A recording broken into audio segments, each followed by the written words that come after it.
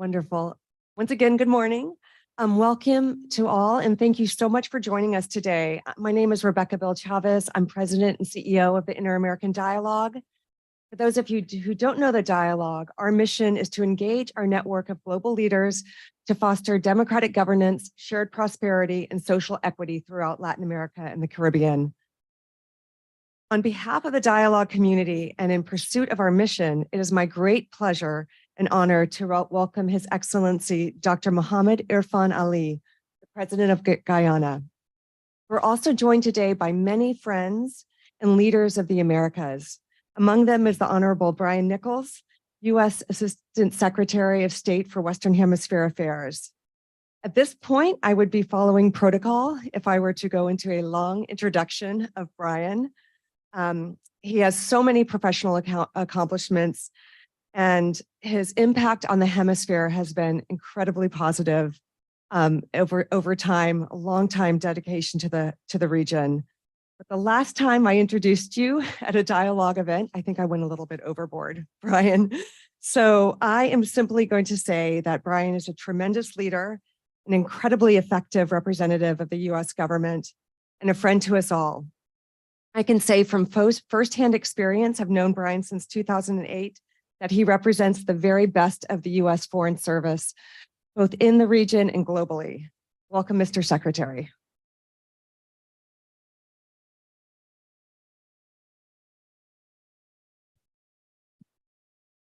Thank you very much, Dr. Rebecca Bill Chavez, for that incredibly generous introduction. But we are here to welcome His Excellency President Mohammed Irfaan Ali and his august delegation. And I'll tell you that when Rebecca asked me to make this introduction, I said yes instantaneously, because this is an opportunity to hear from somebody who is a visionary leader in our region across a whole host of issues. And I had the incredible honor to be with Secretary Blinken in Georgetown on July 6th, where we were able to really dive deeply into a number of areas of cooperation. But the leadership that President Ali has shown at a pivotal moment in his nation, in our region, and globally is with few, if any, precedents. He's someone who is incredibly committed to the strengthening of democracy in Guyana, and he has worked incredibly hard to make that a reality. He's someone who I think you won every district in your in the last election, and by a significant margin. And you are somebody who has worked to ensure that the incredible benefits of the wealth that has been discovered in Guyana, which I'm sure all the people in this room are well aware of, are used transparently and effectively for the benefit of the people of Guyana, as well as to aid the region more broadly. His leadership in that regard is matched by his resounding commitment to address the existential challenge of climate change. It is exceptionally important for people to understand that the investments that Guyana is making in the hydrocarbons sector are exceeded by the efforts that they are making to preserve the rainforest of Guyana, to invest in renewable energy, and to ensure that partner nations in the region also receive those benefits, such that there will be a baseload capacity for the region. There'll be a transition away from heavy oil that's used to generate electricity, and you will have a lower carbon footprint for Guyana and its partners in the region in the wake of these investments than you will now or on a normal trajectory. I think that's incredibly important. The issue of food security is a crucial one for the Caribbean. Uh, Food security in the region is multifaceted as a challenge. It's one where not only do some not have access to a nutritious diet, but more broadly, many people do not have the opportunity to buy affordable food. The cost of food is too high. And President Ali has been seized with that challenge in ensuring a more equitable pricing for the people of the region. Across a whole host of international issues, he's also played a leadership role. Just before coming in here, we were discussing the situation in Haiti and our cooperative response to help the Haitian people at this crucial moment.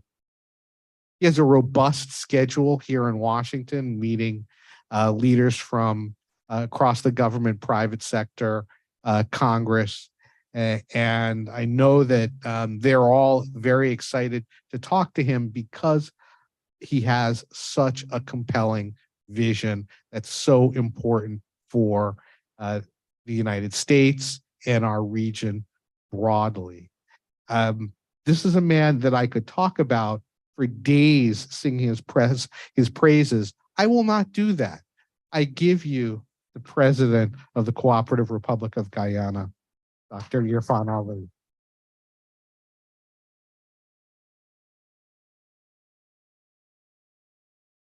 Thank you very much, please.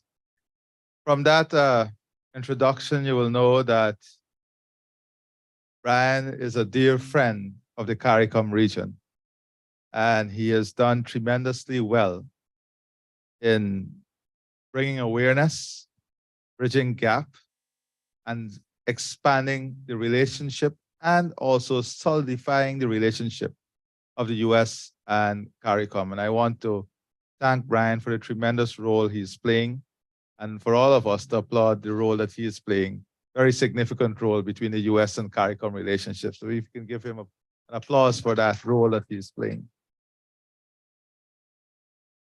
Really, I did not know what to speak to you about today, because many of you are aware, and we've been speaking so many times about the type of opportunity that exists in Guyana. But I think that there are some things that come up in every conversation that I want to address when you look at, because we see ourselves, as I said, as part of a whole. We are not an island unto ourselves. I said many times that the prosperity of Guyana must lead to the prosperity of the region. And the CELAC region is a very special region.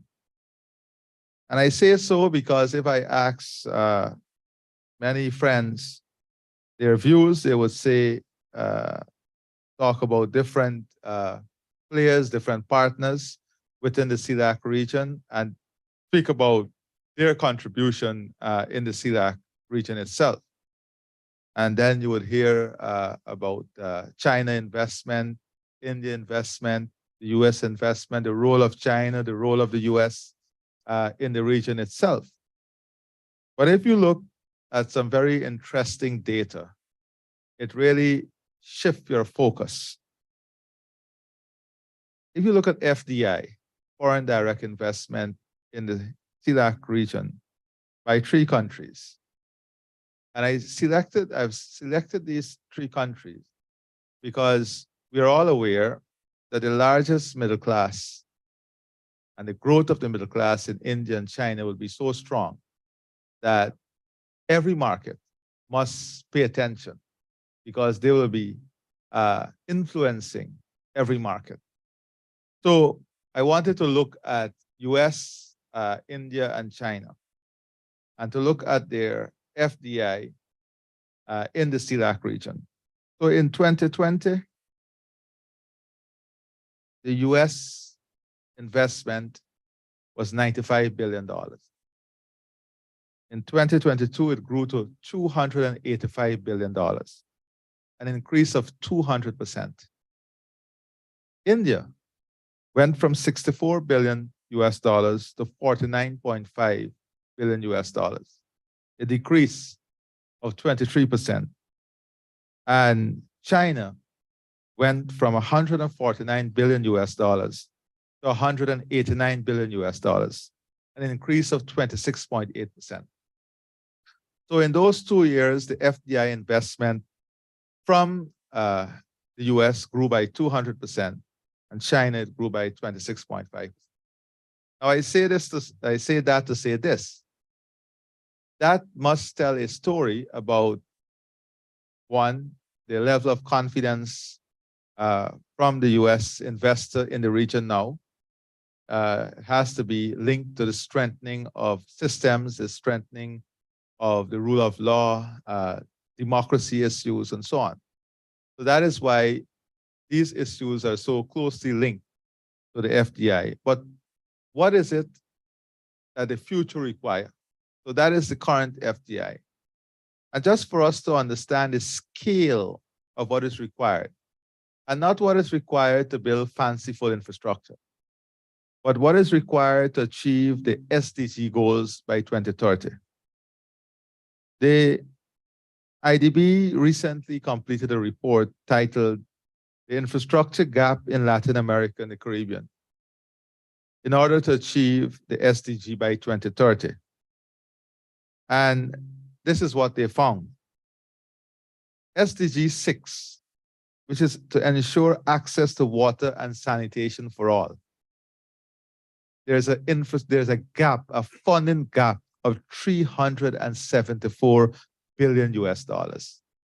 We're 7 years away from 2030. In SDG 7, which is to ensure access to affordable, reliable, and sustainable modern energy, which includes all forms of energy, there's a gap of US $577 billion. SDG number 9, which is to build resilient infrastructure, promote sustainable industrialization, and foster innovation. There's a funding gap of over $1 trillion.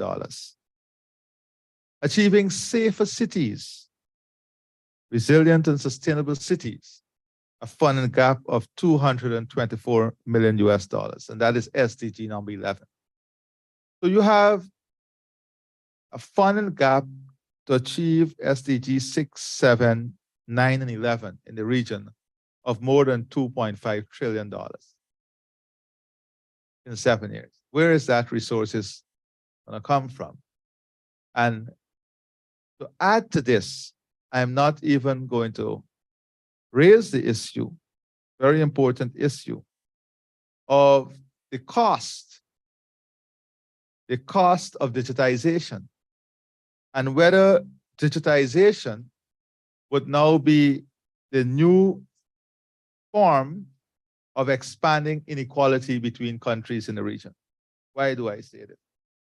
We are aware that when mechanization came upon us and modernization, countries that could not have find the capital resources to mechanize and modernize at the pace at which developed countries were mechanizing and modernizing became less competitive, less attractive for investment. And as a result, greater inequality stepped in. Now that you are now moving closer to transfer of technology and some form of mechanization, we have a situation where digitization is coming on stream, and many of the countries are not in a position to move at the pace at which the world is moving. Now, why do I raise this issue? I raise this issue to say that we in Guyana are of the view that we too do not have the luxury of the time to wait and to play the catch-up game. So we are setting ourselves an aim of building an economy 2030 and beyond that is ahead of time. That is how I'll title it. One that is resilient, sustainable, and one that is highly competitive. To do that, We understand that we have to apply the best of technology and the most modern architecture now in building out the economy and the country, and then work backwards to bring the population along. That requires heavy investment in education and healthcare, social infrastructure, physical infrastructure, and that is what we are focused on, bringing the population at a speed that the new Guyana and the new economy would require the population to be at. And those are important, that is the important platform through which I want to couch some of what I want to say. But for us to understand what we are doing in Guyana and to see the impact of what we're doing, I want to point to one particular sector. And this is a sector that we have Mount Sinai working with us. That is the modernization of the healthcare system. One of the things we want to achieve is the best possible healthcare for the people of our country and the people of the region. To do this, we have to invest in infrastructure, the doctors, the nurses, and that by itself is a major global problem. Where are the next generation of healthcare workers going to come from? The nurses, the technicians, and so on. Because what we're seeing in the Caribbean now, and this is something will be a crisis on our hands soon, is massive recruitment of nurses in the region. That is creating tremendous gaps and shortages. So we have been investing in this new healthcare system with new hospitals from both the public and private sector. We've removed corporate tax on all health services. And what have we seen? But let me give you an important piece of stat before I go there. If you look at health, in Latin America and the Caribbean, we invest approximately $327 per capita in 2020 on health. In Canada, which was once, I don't know if it is still regarded as the Mecca for healthcare, invested $4,536 per capita on health. Globally, the average investment in healthcare is $747 per capita. In Guyana, we are moving from a position just in 2 years from investing $342 per capita, which was already higher than the Latin American Caribbean average, to $544 per capita. Massive increase in the investment per capita for healthcare. In education, the average investment per capita in Latin America and the Caribbean is $430.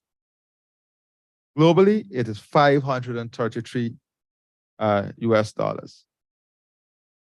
In 2021, we were at $389 per capita, below the average of Latin America and the Caribbean, which was $430. Today, our per capita investment in education is $605, far above the average. But more importantly, the average per capita investment in 2020 globally was $533. We are at $605 per capita investment in education. And the same can be said for security and so on. Now, what has this investment resulted in? That is the big question. Because at the end of the day, results is what matters. Despite COVID, and COVID brought about a regression in life expectancy in many countries, or it made it static in most countries. We have seen improvement in life expectancy in Guyana. We have seen a movement of male now from female from 69 to 74. even after COVID. So the results of the investment of healthcare is starting to bear fruits. The reduction of child mortality. Child mortality is now at its lowest in the history of our country. It is now 13 per 1,000 birth versus 19 per 1,000 in just 2020. In 3 years, reduced it to 13. Maternal mortality is also at its lowest ever in the history of the country. From 96 per 10,000 delivery, from 170 mortality per 10,000 population in 2017 to 96 today. Tremendous improvement. So the results are there to show that the action that we're taking, and we are not only building the physical facility and putting in the equipment, but we are also modernizing the sector. We are now digitization is taking place in the healthcare sector, where we're developing a patient care information system, a patient management system. So these are the type of investment that would give us the capacity to have a highly effective, competitive, and functional human resource or people asset, and also country. Perfect match. Now, what are the most recent reports saying about Guyana? And I want to point to the IMF Article 4 report that came out just a day or two ago. And in summary, it says the Guyana economy continues to grow very rapidly, supported by the government's modernization plans, including the unparalleled oil sector expansion. Real GDP is expected now at 38% by the end of 2023. In the first half of this year, real GDP grew by 59.5%. But importantly, the non-oil economy grew by 12.3%. Now, the IMF report went on to say, and this is a staff report, commended the government of Guyana on the progress in strengthening the AML, that's the anti-money laundering, CFT, governance, anti-corruption framework, and support further advances in their effective implementation. So not only are we building out the physical infrastructure, we're expanding investment, we're diversifying the economy, but importantly, we're addressing very, very key issues. And here the IMF points to one such issue. The report commended the government of Guyana progress to strengthen management of the oil wealth and fiscal transparency. It lauded the authorities' effort on climate change. And we have repositioned the country now on 3 very important issues. And in a very humble way, what we are seeking to achieve in Guyana is to be among the leaders globally on climate security, energy security, and food security. We are planning the country in such a way that no conversation should occur globally on these 3 subjects without Guyana being at the table. So we are positioning ourselves, the investment, the infrastructure, building the competitiveness, and improving our capacity to position ourselves globally in these 3 areas: climate, energy, food. So those 3 pillars are very critical. Supporting those pillars is the issue of modernization and the technological advancement of the country. Now, how are we performing in the region? Our GDP per capita by 2032 should go to about $35,000 per capita, moving from 6,900 in 2020 to 17,000 plus now per capita, an increase of almost 155%. That is a very significant increase when you look at our GDP per capita. Our net international reserves also grew by 36.7% between 2020 and 2023. Now, importantly, whilst all of this is taking place, the total stock of the government public debt as a share of GDP stands at 24.6%. Even with all that is taking place, our debt to GDP ratio stands at 24.6%, compared to the LAC region, where the debt ratio in 2022 averaged 117% of GDP. We are at 24.6, the lowest in the region. Our total debt service as a share of the current revenue is just 7.20%. 7.20%. Inflation, we have the first half of this year, we have seen tremendous improvement in inflation, keeping it at very low single digit. And that is because of some direct intervention in supporting and cushioning rising food prices and oil prices in the last 2 years. If you look at real estate mortgage as a share of private sector credit, it's 31%. Importantly, non-performing loan in the banking sector has reduced from 10.6% to 4.69%. So these are very important indicators to tell you where we are and what we are doing from a purely fiscal perspective. But let me say this also. We have also set ourselves some very strong internal policies. For example, we are not in this market, we are not prepared to borrow on variable rates. Now, many people will say you're crazy because in this existing market, everything is on variable rates. But we have made it a point that any borrowing must be on fixed rate and less than a very low percent, less than 4% in most cases. And we have been able to achieve this in this existing market. Whilst we see interest rate rising for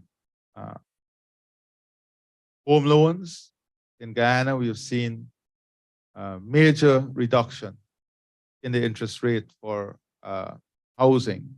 And that is because of a very robust, expansive housing program that the government is implementing. And that program is based on the transfer of wealth. Because what we do is that you have a mixed development where a low-income person would acquire a piece of land or a house at a very low cost. But the real value, the bankable value, because of what surrounds it, sometimes is 10, 20 times what they acquired at. So instantly, your net asset worth increases, and they're able to catalyze that and capitalize on that. And by capitalizing on it, they then can borrow on that asset and own, some of them own taxis and so on, that immediately take them to another level of earning and income. So these are, I want to spend a lot of time answering your questions, but I wanted to position Guyana in this context. The other important issue here is how are we going to, what the future economy, what the future of the country would look like. Not only are we going to be a major oil producer, but very soon we'll have our national gas strategy. And that itself will bring tremendous benefit to the country. We'll have a situation where we are going to cut the costs of energy by 50% before 2025. That, of course, will improve our competitiveness and bring more manufacturing and industrial development and opportunities in Guyana.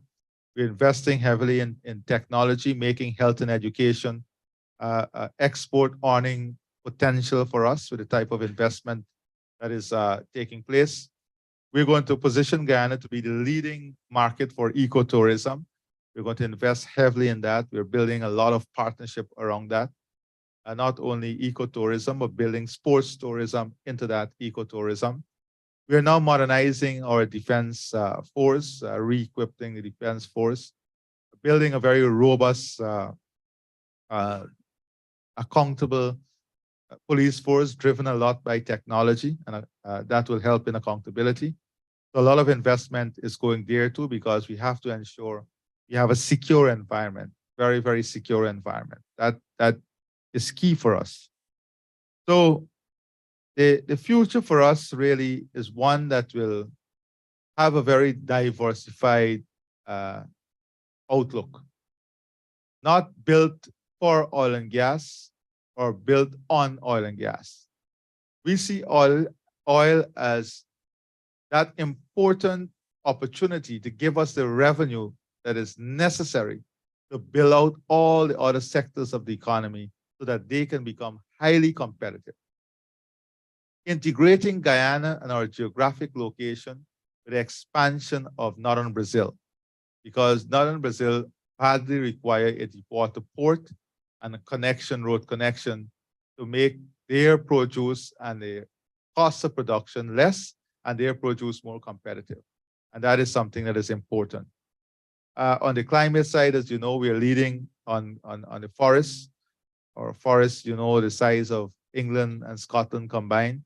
We have the lowest deforestation rate in the world, high quality carbon. We are one of the few countries that already have a end user agreement with Hess Corporation. So we are advancing the work on forests. We are now leading a coalition set up by the Commonwealth heads of government to look at the forested countries and to provide a framework that will take to COP28. So these are some of the things that we are doing now in ensuring that we build a strong, robust economy, one in which that will bring prosperity to all the people of our country. And we're doing it under a banner called One Guyana. And the One Guyana concept is about equity. It is about social justice. It is about building prosperity at the community level, at the family level, and then taking that prosperity all the way up. It is about seeing and playing our role in the development and prosperity of the region, the CARICOM region, the CELAC region. It is about ensuring that the rule of law, democracy, good governance are essential part of what frame our future and the foundation on which we rest. And it is really about cementing our place and making the investment now. The next 7 years are going to be the most crucial years. It's what we call the building block years, to ensure that the economy Guyana would have 2030 and beyond will be futuristic, ahead of time, resilient, sustainable, highly functional, and competitive. So thank you very much, and I am willing now and ready to take all your questions and also to listen to your ideas. Thank you very much.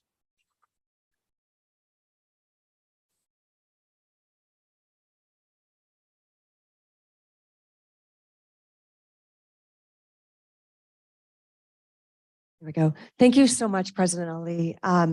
Your remarks definitely highlighted the strategic importance of Guyana. I love the way you described it, part of a whole, which really merits underscoring, which you did so eloquently. I think I also really appreciated the emphasis on how Guyana is so multifaceted. It's a country that's in the continent of South America, but it has this very Caribbean identity, as you mentioned, and plays the leadership role in CARICOM, for example. It borders the Amazon, and as you mentioned, is playing a key role in forest protection, but it also borders Venezuela, which has introduced some challenges in the past, including border disputes. You mentioned the IMF statement, which was really quite something, I thought, highlighting the tremendous resources, the role as an energy powerhouse, fastest growing economy, the ability to diversify in the context of the resource curse that we hear so much about, kind of going down a different path.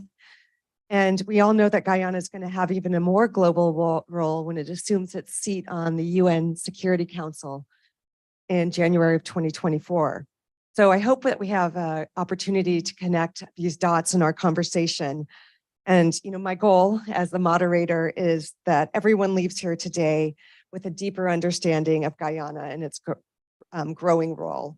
So I'm just going to limit myself. I have 5 pages of questions, but I promise I won't ask them all. But I am going to start, use the moderator's privilege to ask about something that Assistant Secretary Nichols mentioned up front. And it's one area in which Guyana is showing really tremendous leadership, and that's regional food security. Within CARICOM, Guyana leads on agricultural diversification and food security. Guyana co-chairs the U.S. Caribbean Joint Committee on Food Security. So I was hoping you could tell us a bit about why this is so critical for the region, what are the greatest challenges, and what Guyana is doing to address food insecurity in the Caribbean. Thank you very much. Brian, if you have to answer that question, we'll spend today, right? But let me say that food security is the single most important issue for us in the region. Why? Now, we are faced with a very complex task when we speak about food security, because we cannot speak about food security without speaking about climate vulnerability. Because whatever we produce is susceptible to the climate vulnerability of the region. That is why what we do has to be backed by high level of technology, innovation, research, and development. And that is exactly what is driving the food agenda. But more importantly, we also live in a region where crop insurance and insurance for agriculture is a very, very difficult thing to achieve. And we know that farmers put everything they have in the production of food, and then one event, they lose everything. So we have agreed that as a region, we have to address this collectively. One, we have to increase our budgetary expenditure on agriculture and food production. We have to expand our partnership, and this is why the US and Guyana is playing such, and CARICOM is playing such a massive role working together. The US has announced some specific help and resources to help in the 2 areas of climate change and food security. We're working now on a program to roll out that help and those resources so that we can see the results in the country. We are already seeing the results. During COVID, we saw tremendous increases in the cost of food. And that brought the issue to the fore with a level of attention that this issue required. So not only did it drive up inflation, but it caused a lot of social tension and difficulties for governments, because shortage of food, 1, high prices of food, 2, can destabilize countries very easily.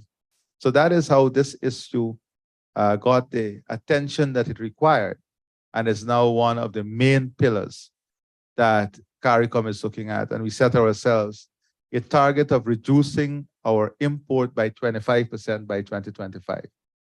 Now, we have identified some low-hanging fruits. So one of the sectors is poultry. Now, you cannot have a chicken if you don't have an egg, right? All the egg is imported out of the region. Then, when you have the egg and you have the chicken, you cannot have the meat if the chicken don't grow. And we need the grains to make the feed. So we found ourselves in the next problem. One, after the war in Ukraine, we did not have the supply of grain, access of grain, and the prices of grains went up tremendously. If you look at what the industry would have faced in the last 3 years, grain prices if you look at rice, went up by more than 100%, corn and soya, but by almost 70%. That is the type of increases the industry had to absorb. So in Guyana, we said, listen, let's solve this problem. So we brought a consortium of farmers together, poultry owners, who are competitors, by the way.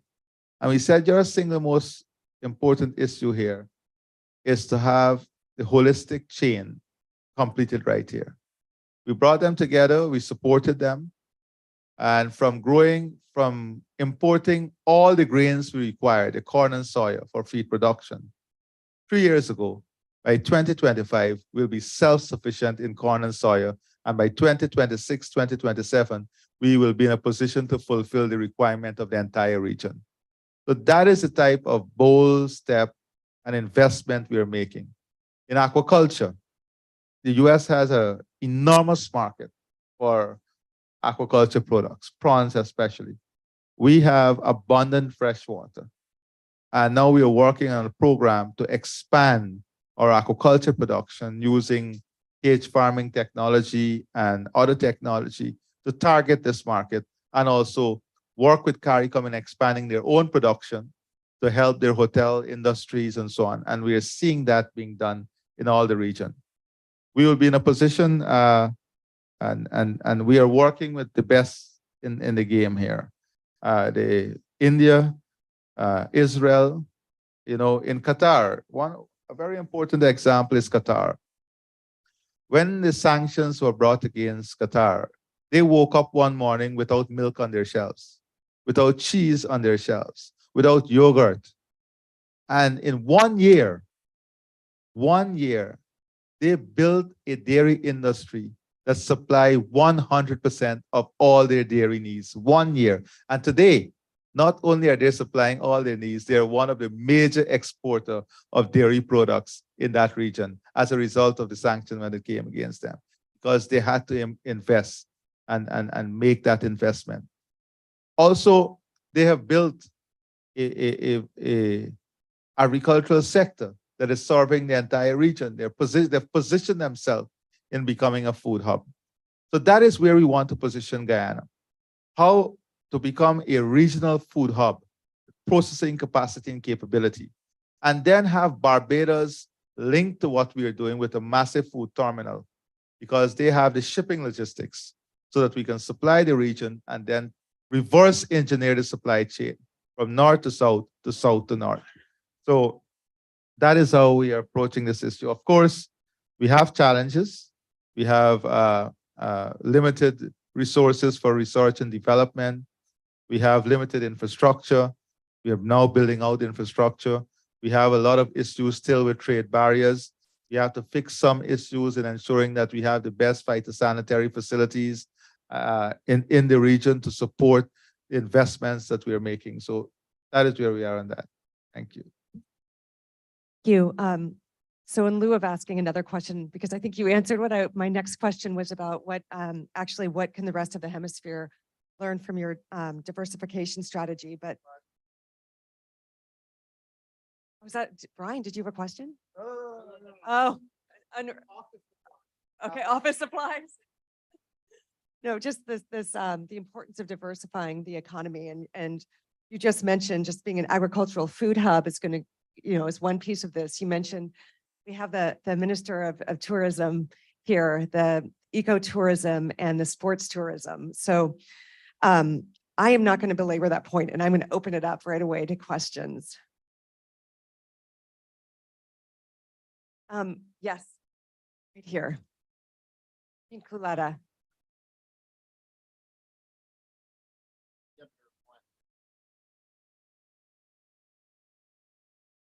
I'm Gene Coletta. I'm the editor of the Latin America Advisor publications here at the Dialogue.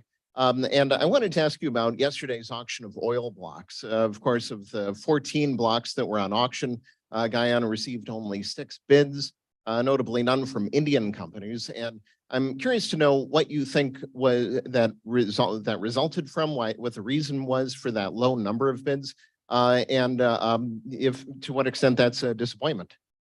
Well, first of all, it's not a disappointment at all. For a matter of fact, in this market, and let us be very, very open and factual about this. We went out on auction at a time when major economies in the world are basically saying to oil producers, we're not going to finance you. They're saying, so you're going to a market where capital is an issue. Raising of capital is an issue. Many countries went to the same market and got no response to their auction.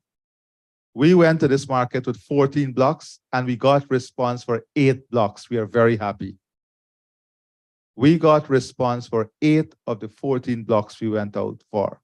And that is significant. That is not that cannot be minimized in any way, shape, or form, because there are many countries that went out and got no attraction. Now, you would have, if you follow a lot of what we are doing, you would know that there are many countries that have expressed a preference for government-to-government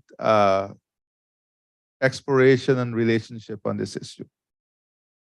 India would have expressed a willingness to work from government to government.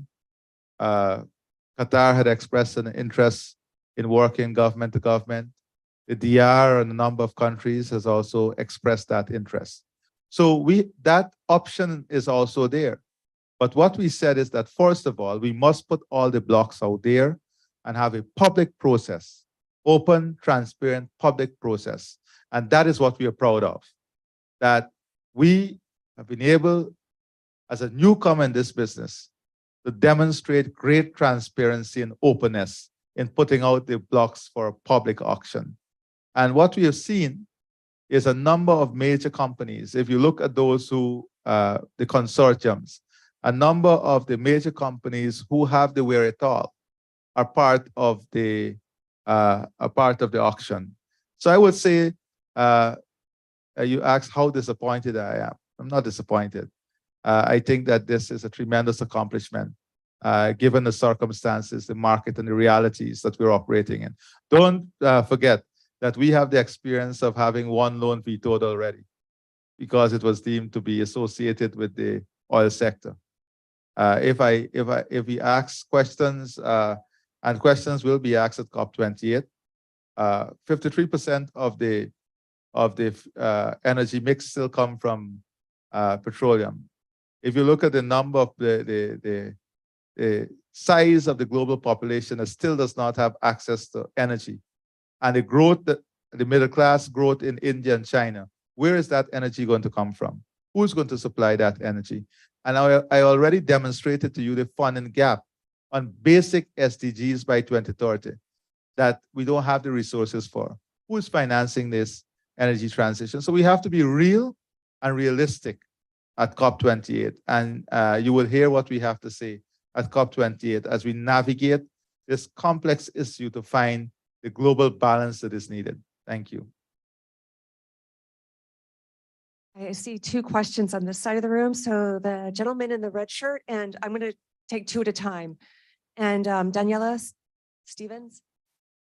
Thank you, Rebecca. Welcome, President Ali, to the dialogue again. I'm Daniela Stevens, Director of the Energy Transition and Climate Program here at the dialogue.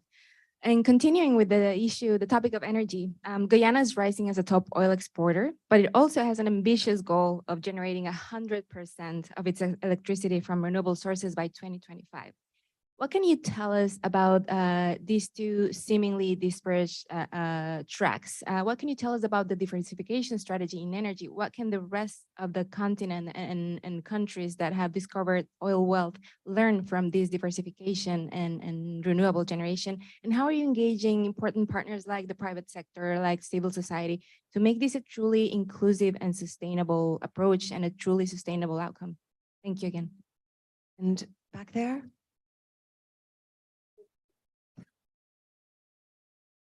Hi, good morning. Alejandro Sanchez. I'm a defense analyst for defense news company Janes in the UK.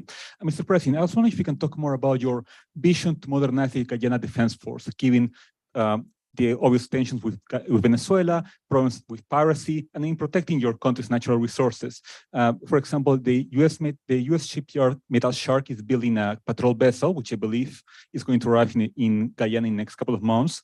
You have talked about wanting to buy a mothership type vessel. You have talked about wanting to buy HAL Dornier aircraft from India to modernize the Guyana Defense Force. So what is your vision, again, for the GDF, and what assets do you believe should be bought for the GDF to accomplish its missions? Thank you.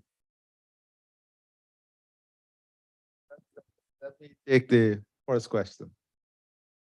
Now, to understand, first of all, the 2025 100% renewable, that was unrealistic. That was a target by the last government. I went to COP and said, I'm not going to tell you something we cannot do. And I reset the target to a very realistic target. And it is on the trajectory of achieving 100% renewable, and also to be an exporter of renewable energy. Why can we do this? Very important to know.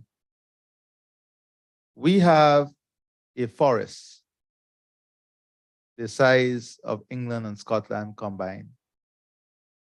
Even with ramping up on our FPSOs, if you net off, we'll still be net zero. We have massive hydroelectric potential, and we are pursuing that, hydroelectricity. We're pursuing natural gas, power from energy from natural gas. That project is already on stream. Then we have the hydroelectricity project. Then we have many solar mini-grid projects, especially for the hinterland and Amerindian communities. So when you combine all of this, and you will see that we have a clear, decisive, results-oriented, measurable approach to achieving the renewable energy targets that we have set ourselves. But not only for Guyana, but also to look at positioning Guyana to be a major part of the energy matrix for the region, especially the Guyana Shield, starting from Suriname, coming all the way down to Brazil, and then going on. Now, it is important to note that we believe, like many others, that gas will play a massive role in the transition. We therefore have to build out our gas infrastructure to take into consideration the potential of our neighbor, Suriname. When you combine the gas resources the gas potential that we have, we can become a very important player in the gas matrix and the energy matrix with utilization of gas within the region. So it is a combination of all of these factors that will allow us to achieve the target. So we don't see duplicity when we speak about developing our oil resources and at the same time continuing with our climate agenda, because we have before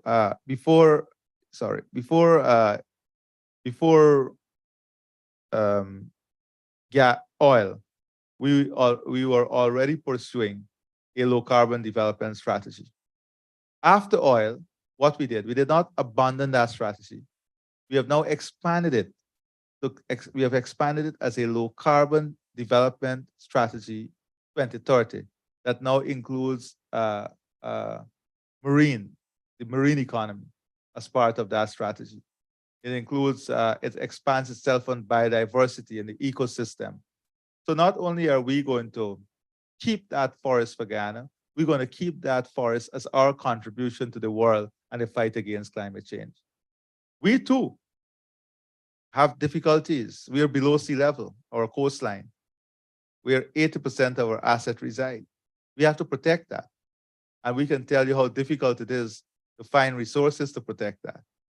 So we understand the challenge of climate adaptation and mitigation. But these are all issues that we'll have to take as a topic by itself.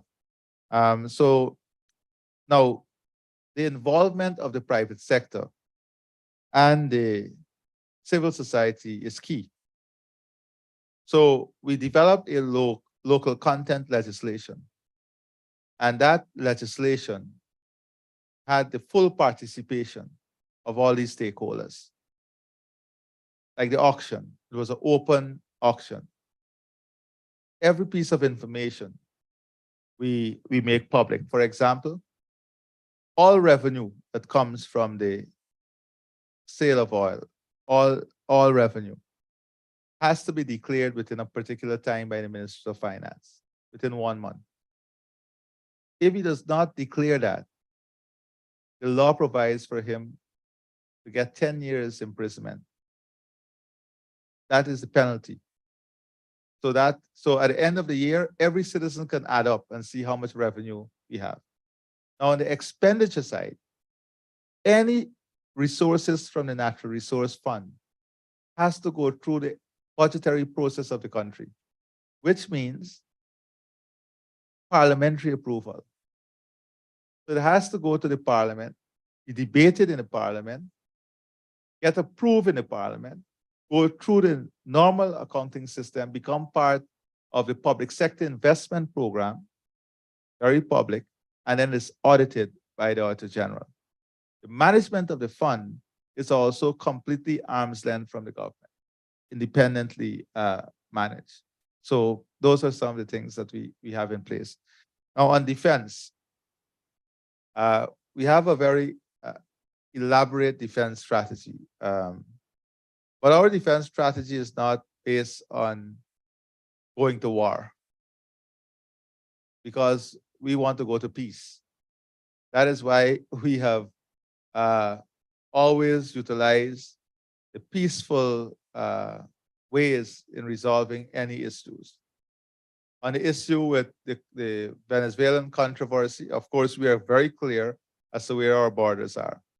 But we have allowed this matter to go to the ICJ, and we have continuously encouraged Venezuela to participate fully in the process, and for both parties to respect the outcome of the process. And that is where we stand with this. Now, we have made a strategic decision that we're going to modernize our defense force. But the modernization has 3 components. One is economic in nature. One is defense diplomacy. And the third is asset, our human resource asset, and our hardware.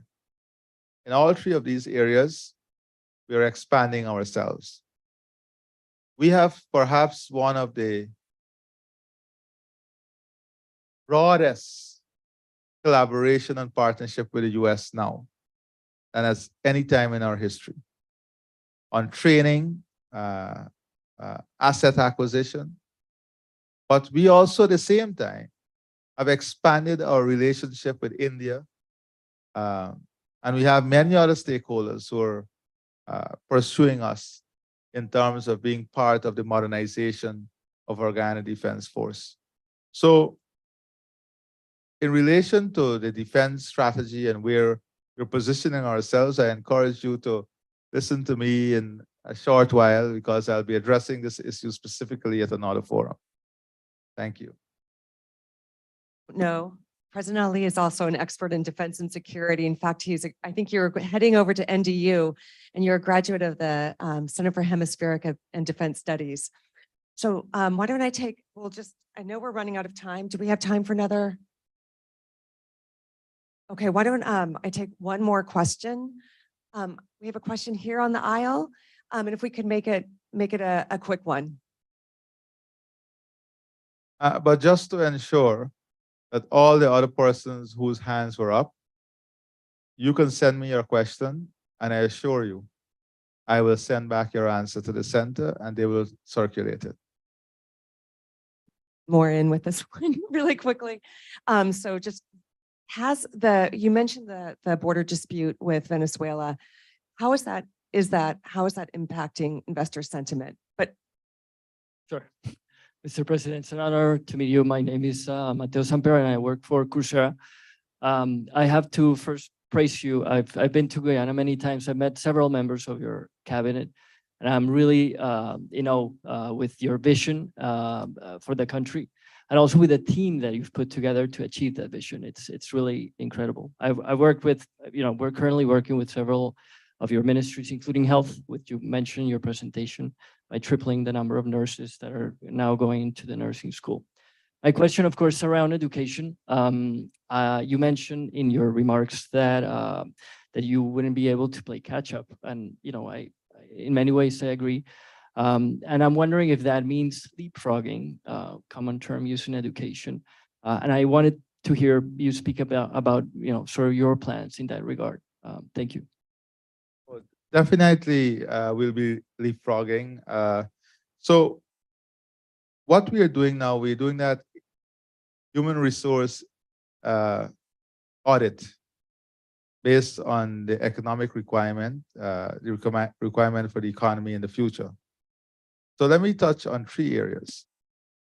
One, we will have about maybe 14 new hotels in the next 3 years. That requires human resource asset.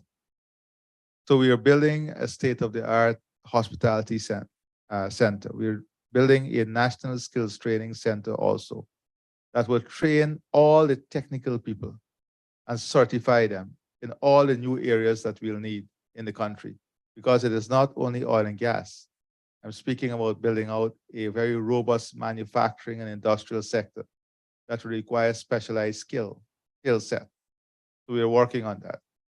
I recently announced that any Guyanese with a basic requirement to do nursing, the government would enroll you, pay for your education. Whilst you are doing your attachment, you'll get a stipend. And when you're finished, we'll employ you. Complete package.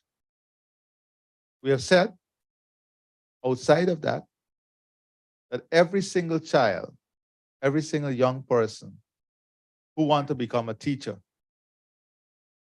and every single person in a teaching profession, we are going to pay completely. We're investing now in the technology to have all our teachers trained in the country. So every single classroom will have trained teachers, and then we'll move from trained to trained graduate teachers. And incrementally, the salary adjustment will be based on these new criteria. So that's another thing that we have offered. When you look at the size of our population, we have now a number of universities on the special scholarship program in which we are giving the educational opportunity to students all across the country. More than 20,000 students on that scholarship program now. And this is new initiative. We're also going to make university education free. We've committed ourselves to making university education free in the country. That's another area. We have also signed on to an arrangement with the UAE, where we are introducing coding at the primary and secondary school level. 150,000 young people would enter that coding program. So these are some of the initiatives. We are also now equipping all the school with smart classrooms. And I said recently, we cannot live in South America and not speak Spanish. We celebrate the fact that we're the only English-speaking country in South America, but really that's a competitive disadvantage. And I recently announced that we are going to make Spanish compulsory as a second language in the country. So these are some of the things that we are doing. But more importantly, when I speak about leapfrogging, what do I mean? We're also going to the higher tier. So we are setting up a council for science and innovation. And we want to invest in research and development We want Guyana to become a major hub for research and development in pharmaceuticals, in new technology, in robotics, in AI. So when I said we're taking a deep dive, we're taking a deep dive. So we are now building out that infrastructure. And this is part of what the modern, competitive, resilient, sustainable economy will be like. Now, people ask me about AI, and I said, ask the politicians 10 years from now. They have to deal with a serious issue on AI. And you cannot be functional in a competitive way in a world 2030 and beyond if you don't address these issues now. Time is not on our side. So that is the approach that we're taking. Your question was on. Let's end on that note to be mindful of your time, but it was actually a tremendous But story that you just told. All the other questions, please send them through the center, and I assure you I'll provide the answers. Thank you very much. Thank you so much for joining us.